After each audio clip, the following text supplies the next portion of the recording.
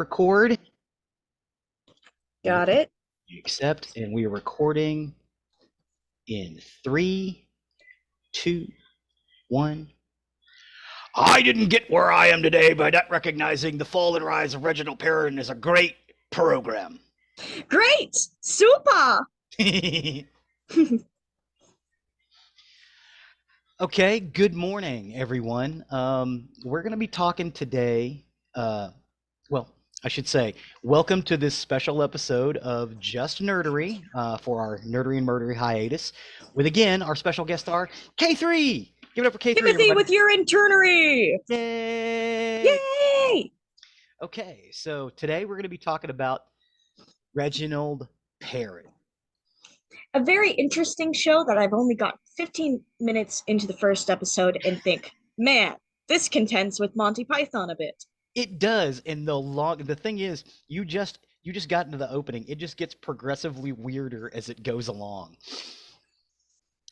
So we have added some episodes to our YouTube playlist, as well as some other bumps about the show and some of the ideas.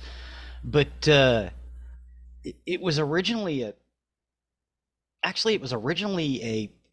novel written by a sitcom writer, and it got turned into a sitcom in very short order.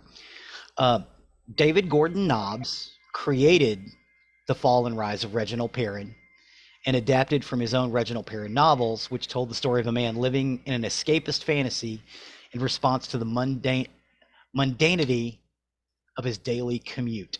The TV series starred Leonard Rossiter as Perrin. Now, the novels were The Death of Reginald Perrin, which he released in 1975, and it was later reissued as The Fall and Rise of Reginald Perrin to coincide with the TV series. The next book was The Return of Reginald Perrin, which was released in 1977, and The Better World of Reginald Perrin, which was released in 1978. But the series was called The Fall and Rise of Reginald Perrin. It starred Leonard Rossiter in the title role. It is based on a series of novels written by David Nobbs, and it was in production from 1976 to 1979. Nobbs adapted the screenplay from the first series from his first novel. Some of its subplots were considered too dark or risque for television and were toned down or omitted. The story concerns middle-aged, middle management Reginald Reggie Perrin, who reveals himself in the first series to be aged 46. He's driven to bizarre behavior by the pointlessness of his job at Sunshine Desserts. The sitcom proved to be a subversion of others of the era, which were often based on bland, middle-class suburban family life. The first novel in the series, The Death of Reginald Perrin, was published in 1975. Later editions were retitled to match the show. The Return of Reginald Perrin and The Better Worlds of Reginald Perrin were written by Nobbs to be adapted for the second and third television series. Rossiter did not want to take the series forward unless it continued to be grounded in the novels. The original, the original 3 television series, all of the same name, were broadcast between 76 and 79, and a fourth, The Legacy of Reginald Perrin, also written by Nobbs, followed in 1996. A new dramatization of the original novels by John Cantor, without the complications introduced in the TV series, was broadcast on BBC Radio 4 in November of 2020. So at the end of the first series, and again, I say series because that's what the British call a season of television, or what they did. At the end of the first season, or series, Reggie fakes a suicide by leaving his clothes on a beach in West Bay, Dorset, and running into the sea. Coincidentally, MP John Stonehouse faked his own death in this manner shortly before the book was published. Although neither was inspired by the other, the novel was written before Stonehouse's fake suicide in November of 74, but not published until 1975. The phrase "do a Reggie Perrin" did enter the vernacular, however, assisted by the Stonehouse affair. The series introduced catchphrases that entered public culture in the UK, including Perrin's relaxative apology for a late arrival at the office, his boss CJ's "I didn't get where I am today," and the fawning junior executives Tony Webster and David Harris Jones with their alternating "great," "super." and Perrin's brother-in-law, Major Jimmy Anderson, an an army officer with no grasp of organization or leadership, coming to eat because a bit of a cock-up on the catering front. The original novels by his wife's alcoholism. The first series included the characters of Mark Perrin, Reggie's son, played by David Warwick. However, David Knobs felt he diverted the comedy from Reggie, so he was written out and by going on tour with a theater group in Africa. Although mainly produced on video and shot on studio sets, the series was incorporated innovative surreal escapism through film inserts, notably during scenes in which whenever his mother-in-law is mentioned, Reggie visualizes a hippopotamus trotting along. And will refer to her as the hippo very underneath his breath. Yes, the hippo. Tony Webster's great, and Trevor Adams was played by Trevor Adams, and David Harris Jones, super Bruce Bold. Bold had been married to Teresa Watson, Prue Harris Jones below since 1972. So in the series, David marries Prue, who was actually his wife in real life. That's funny. Yeah. Still together too, I believe. The first series, the first series is based on the death of Reggie Perrin, and again they retitled it. Reginald Perrin is suffering a midlife crisis and tries to escape his dreary life. He lives at 12 Coleridge Close, part of the Poets' Estate in South London suburb called Clinthorpe, a development differing from those around it only by having its streets named after famous poets. From reference, it would have approximately coincided with Teddington, although in episode 1 he is seen at the Norbiton railway station. He commutes to Sunshine Desserts, where he works as a sales executive. Each morning he is 11 minutes late. This increases to 17 then 22 minutes with subsequent series. Yet each morning he gives a different excuse. These become increasingly bizarre. Defective junction box, new molding being one of the more plausible ones, reflecting the decline of British Rail and his own mental health. He enters the office building under the Sunshine Dessert sign, which as the series progresses loses more and more of its letters. And if you notice in the series, every time he's walking by, there are specific signs, like road signs, that get more and more increasingly bizarre as it goes along. Yeah, and the thing is, you're not really sure whether they're actual road signs or it's because he's imagining them being different, because the character of Reggie Perrin is slowly losing his mind.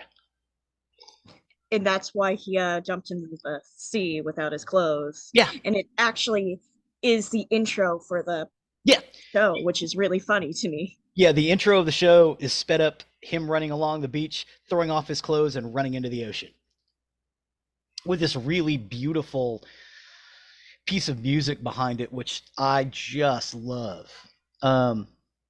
He daydreams in Walter Mitty style, which is why you're not 100% sure exactly what happens.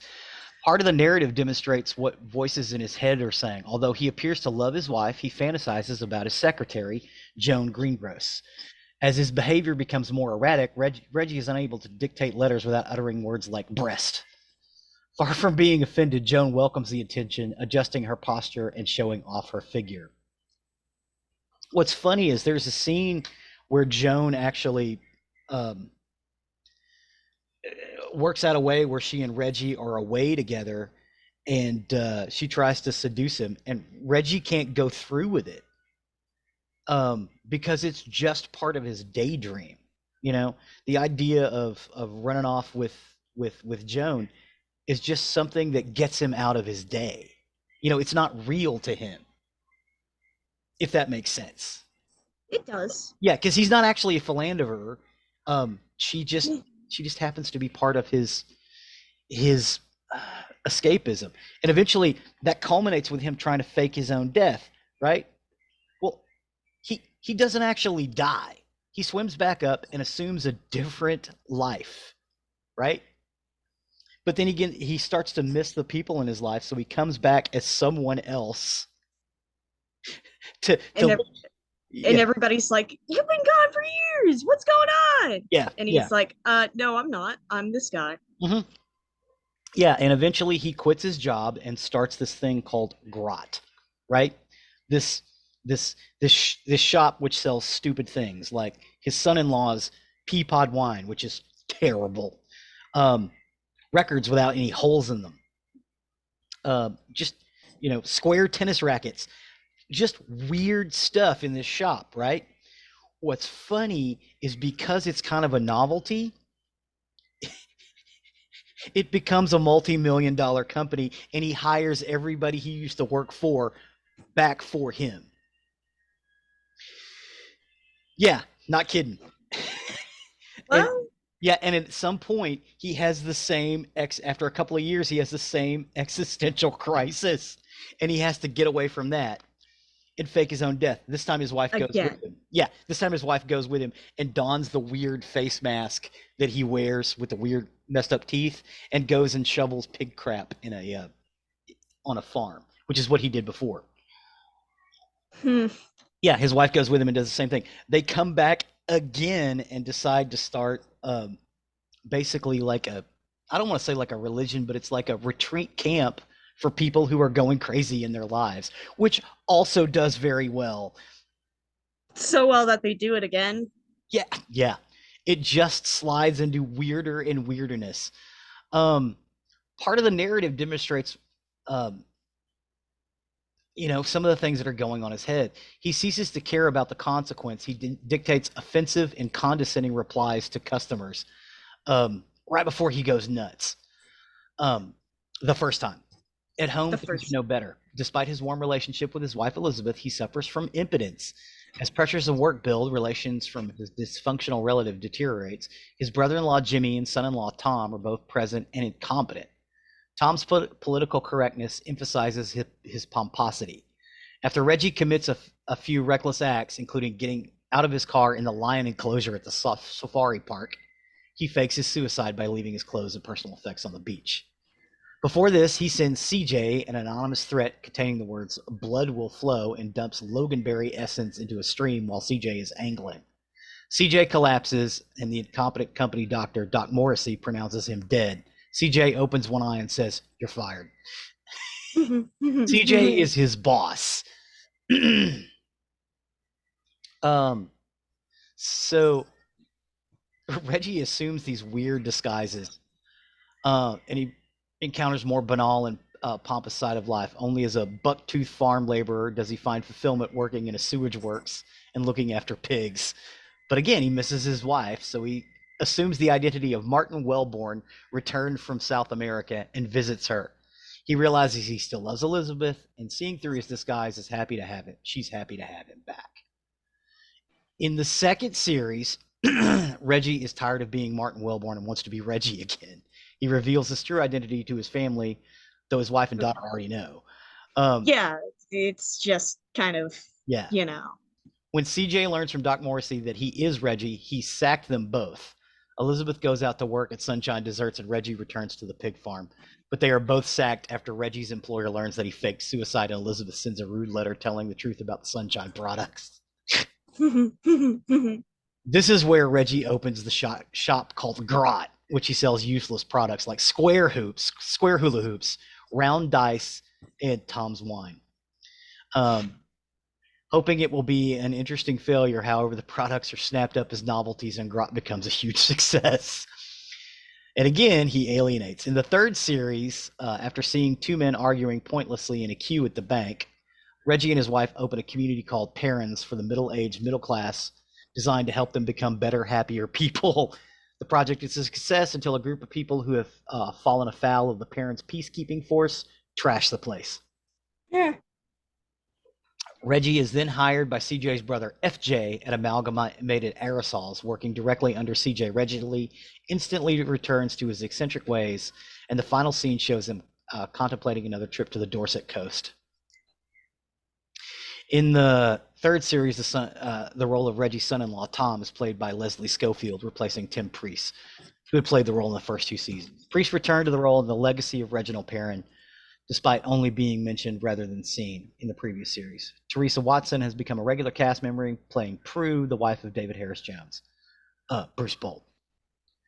The They did try to do an American version of it.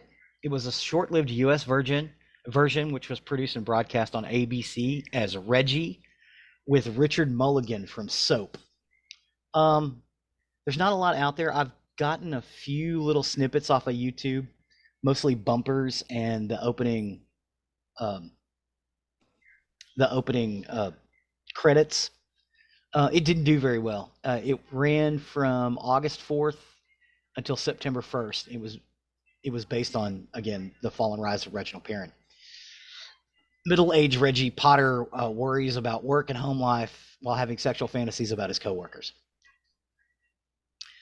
There was another series commissioned called Reggie Perrin. It's a modern update, and it starred Martin Clunes and was first broadcast on 24th of April 2009. Series 1 was released in DVD on Region 2 by 2 Entertain on the 1st of June 2009. The second series was released on 22 of November 2010. The revival series was titled Reggie Perrin. The supporting cast members were Faye Ripley, Wendy Craig, Jeffrey Whitehead, Neil Stuke, and Lucy Lyman. The series was written by Simon Nye and original series creator David Knobs, and it ran for 2 series. The BBC announced that Martin Clunes would star in the contemporary version of the sitcom. It had a lot of good stars. It had some really good writers, but it wasn't very good. Like, I've watched some of it. It's just it's kind of dull. You know what I mean?